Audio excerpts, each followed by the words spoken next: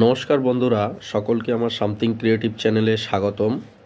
Kolkata police constable recruitment 2024-এর নতুন vacancy release হয়ে গেছে, কালকেই রিলিজ হয়েছে। এই সম্পর্কে বিস্তারিত তথ্য আমি ভিডিওতে যতটা পারছি জানিয়ে দিচ্ছি, এবং তাছাড়াও আমার ডেসক্রিপশানে লিঙ্ক দেওয়া থাকবে, পিডিএফ দেওয়া থাকবে, তোমরা ওখান থেকে বিস্তারিত দেখে নিও। কোনো রকম কারোর কথা শুনে করার দরকার নেই, যেটা নোটিশে দেওয়া থাকবে সেটুকুই তোমরা ফলো করো। ফর্ম ফিল আপ শুরু হচ্ছে 1-3-2024 অর্থাৎ 1 মার্চ থেকে, চলবে 29-3-2024। এবং ফর্ম ফিল আপ সম্পর্কে আরও একটি তথ্য, যে যদি কেউ ফর্ম ফিল আপে ভুল করে থাকো বা কোনো রকম ভুল হয়ে যায়, সেটার এডিটিং উইন্ডো খুলবে 7 দিনের জন্য, 1 এপ্রিল 2024 থেকে 7 এপ্রিল 2024 পর্যন্ত। তারপর আমি বলবো ভ্যাকান্সি নিয়ে কথা, তারপর সিলেবাস এবং কটি ভাগে পরীক্ষাটা হবে। আচ্ছা, এক্সামের জন্য ফিজ রাখা হয়েছে, অর্থাৎ ফর্ম ফিল আপের জন্য ফিজ রাখা হয়েছে 150 টাকা প্লাস 20 টাকা প্রসেসিং ফিজ। এসসি এসটিদের জন্য শুধুমাত্র প্রসেসিং ফিজ লাগবে, 150 টাকা লাগবে না, শুধুমাত্র 20 টাকা। এজ রাখা হয়েছে 18 থেকে 30 বছর বয়স পর্যন্ত। এবং এই যে 18 বছর ক্যালকুলেশনটা বা 30 বছর ক্যালকুলেশনটা হবে 1-1-2024 পর্যন্ত। অর্থাৎ কোনো ব্যক্তি মনে করুন যদি 1-1-2024-এ তার বয়স 17 বছর 6 মাসও থেকে থাকে, এখন এসে তার 17 বছর 11 মাস থেকে থাকে, তার এখন এসে 18 বছর পূর্ণ হচ্ছে, সে কিন্তু এলিজেবল হবে না। এবং এসসি এসটিদের জন্য 5 বছর করে ছাড়, ওবিসিদের জন্য 3 বছর বয়সে ছাড় থাকছে। তারপর যারা বারবার এক্সাম দিয়ে সফল হতে পারছো না, সেটা প্রিলিমিনারি টেস্ট হোক, ফিজিক্যাল মাঠে হোক, কিংবা ফাইনাল এক্সাম হোক, কিংবা ইন্টারভিউ থেকে হোক, যারা বারবার এক্সাম দিয়ে সফল হতে পারছো না, তাদের জন্য আমি কয়েকদিন পরে আরও একটা ভিডিও নিয়ে আসবো, তোমরা চ্যানেলটা ফলো করো। এরপর আসছি ভ্যাকান্সি ডিটেলস নিয়ে। কনস্টেবল মেল 3464টা ভ্যাকান্সি, কনস্টেবল ফিমেল 270টা ভ্যাকান্সি, টোটাল মিলিয়ে 3734টা। আমার মনে হয় এটা কিন্তু একটা সুবর্ণ সুযোগ, কারণ কিছুদিন আগেই কলকাতা পুলিশ রিক্রুটমেন্টের একটা প্রসেসিং কমপ্লিট হয়েছে, আবার একটি রিক্রুটমেন্ট তোমাদের হাতে চলে এসছে। তোমরা এটার জন্য মানে অক্লান্ত পরিশ্রম করো এবং এই সুযোগ হাতছাড়া করো না। মেল এবং ফিমেলদের জন্য general, SC ST, OBC, EWS, home guard, civic volunteer সবার জন্য আলাদা আলাদা করে ভ্যাকান্সি বিস্তারিত নোটিশে দেওয়া আছে, তোমরা নোটিশের ওই পেজটা ভালো করে দেখে নিও।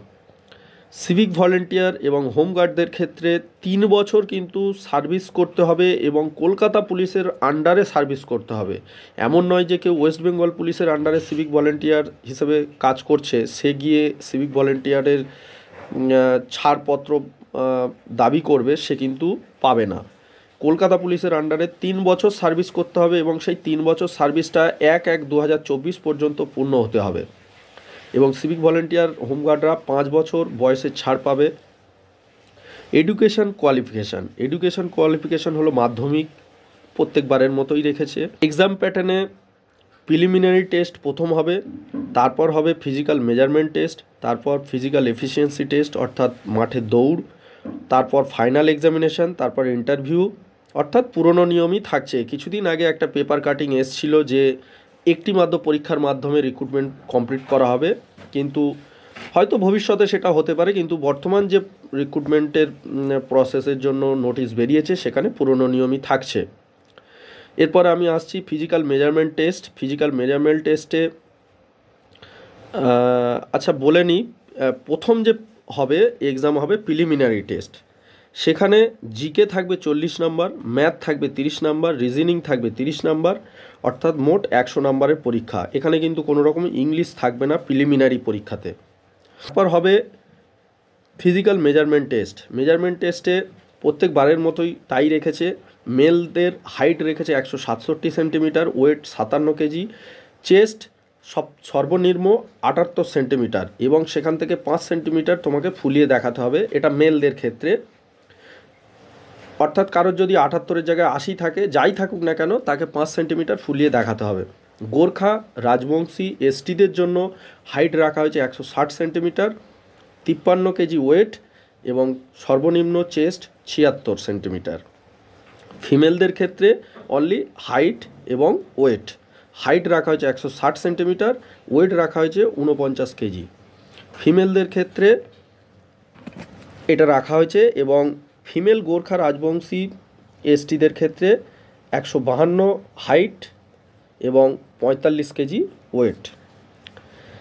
এরপর আসবো আমি ফিজিক্যাল ইফিসিয়েন্সি টেস্ট, অর্থাৎ মাঠের দৌড় আগে যেমন ছিল তেমনই রেখেছে। মেলদের 1600 মিটার দৌড় 6 মিনিট 30 সেকেন্ডে, ফিমেলদের 800 মিটার দৌড় 4 মিনিটে। এক্স সার্ভিসম্যান মেলদের ক্ষেত্রে 800 মিটার 3 মিনিট 30 সেকেন্ডে, ফিমেলদের 800 মিটার 4 মিনিট 30 সেকেন্ডে।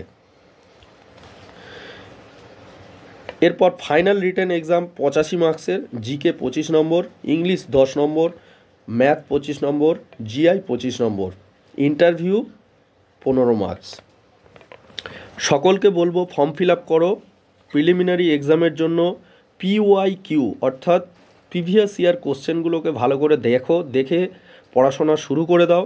যারা মাঠে সফল হওনি আগেরবার, তারা এখন থেকে সপ্তাহে 2 থেকে 3 দিন একটু একটু করে মাঠে সময় দাও।